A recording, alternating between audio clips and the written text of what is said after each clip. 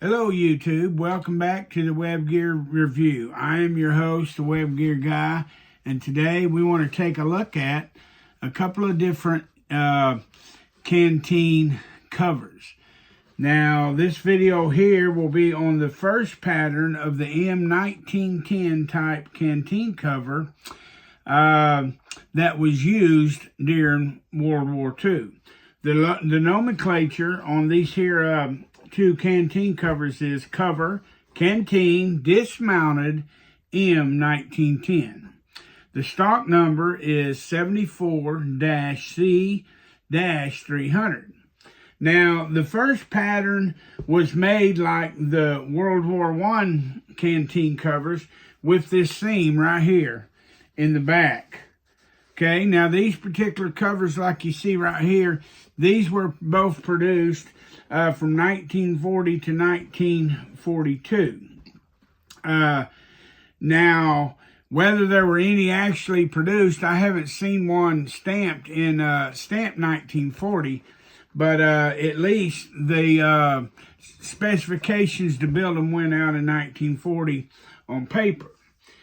These were produced from a heavy canvas right here that had been dyed OD number 3.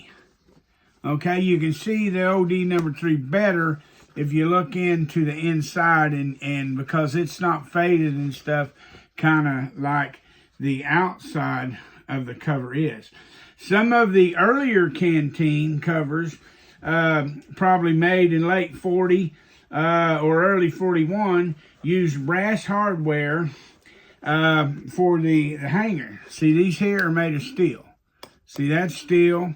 This here is made of steel also, but some of the very early ones were made of brass. So if you have one with brass, you have one of the probably of the earlier carriers, but however, they continue to use the brass. So, you know, maybe not. But anyway, if we look here, and you'll see that they were still using the lifted up fasteners that they started use in March of 1917. The inside of the covers, let's look at that, was lined with a gray and a blue felt for insulation. However, one of the companies replaced this felt in here with a blue-green felt with an olive drab wool in 1942. That company was, I believe, to be Jeffersonville QMD, Quartermaster, I think what that stands for. They're pretty noticeable if you got one. So if you got one that has green wool in here and dated 1942, you probably have one of them. Anyway, I have two patterns of the first pattern right here as examples to show you, okay? The first one is made by G&R Company right here.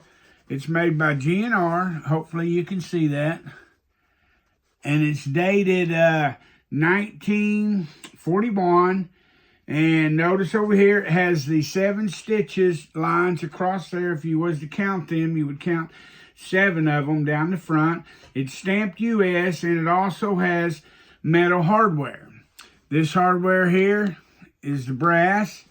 On the back has the metal hanger on this cover right here, okay?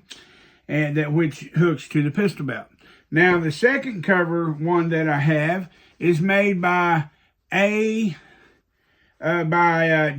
Shoe, and it's dated 1942. Hopefully you can see that. It too has the 7 stitches down the front, stamped US, and it also has the metal hardware for the M1910 hook hanger. Okay.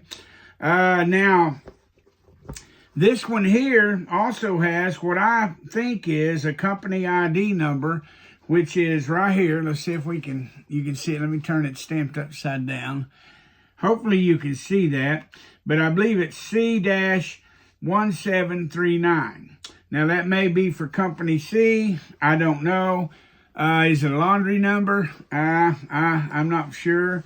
But anyway, if you got any idea what that may be, why don't you list it down in the comments section of this video. But anyway, I've got a few list of makers here.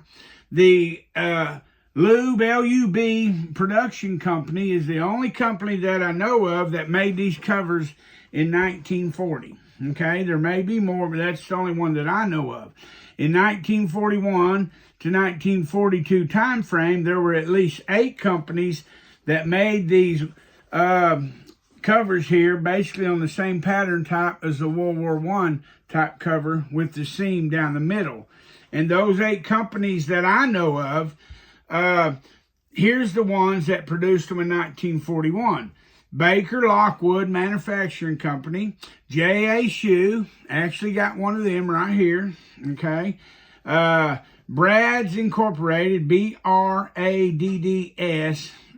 Inc., Atlas, Atlantic Product Company, Excel Lea Manufacturing Corp., that's E-X-C-E-L, L-E-A, dot, Manufacturing Corporation, and Acme Lea Goods Company. These 2 companies produced these covers in both 41 and 42. Once again, the G&R Company, which I believe that stands for Gregory and Reed Company, right here on the G&R, Gregory and Reed Company, produced them in both 41 and 42. And then, of course, Jeffersonville Quartermaster, QMD, made them both in 41 and 42 also. So anyway, I just wanted to do a quick video, show you what the first pattern M1910 covers looked like going into World War II for the U.S. firing up. And this is what they look like. Thank you for watching the Web Gear review. Thanks for watching.